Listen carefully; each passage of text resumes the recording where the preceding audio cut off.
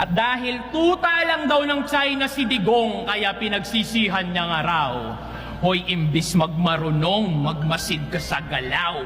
Duterte tuta ng singkit! O sige na, edi wow, basta pag binomba kayo ng incheck, huwag kayong lilipat ng Davao.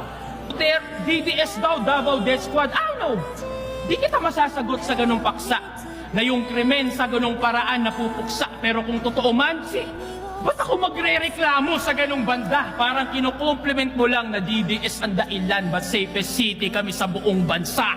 Ba't bilyong-bilyong pondo daw sa Mindanao nung Duterte admin? Bakit? Kung hindi dahil doon, malamang hanggang ngayon wala kaming bypass road, tunnel road, investor na dati takot mamuhunan. Naririnig mo lang kasi yung putukan, pero bingi-bingihan pagdating sa pinaghuhugutan.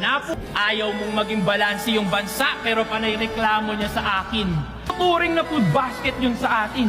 Preskong prutas, murang bigas, karamihan doon nang gagaling.